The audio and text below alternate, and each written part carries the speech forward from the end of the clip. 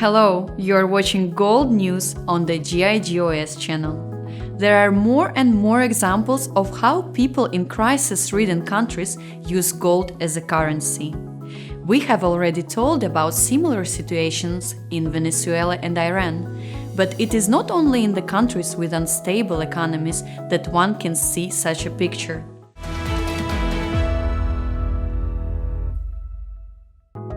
Inflation in the United States has reached its highest levels in 40 years, which is causing serious public concern.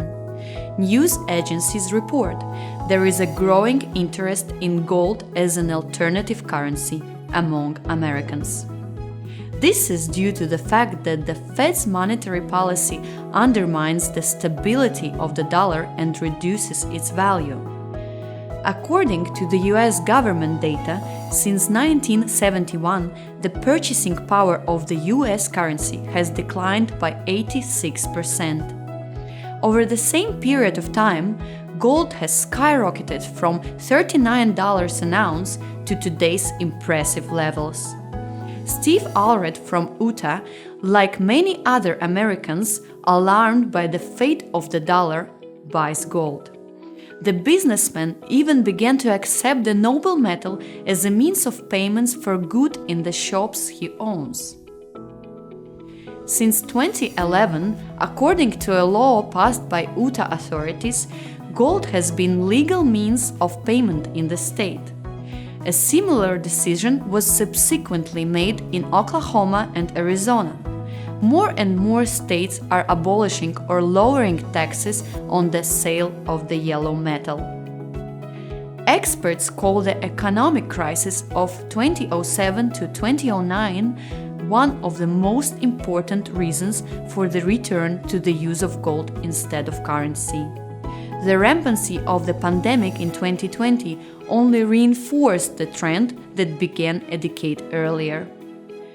Gold is attractive because it retains its value more efficiently than national currencies that are issued in unlimited quantities.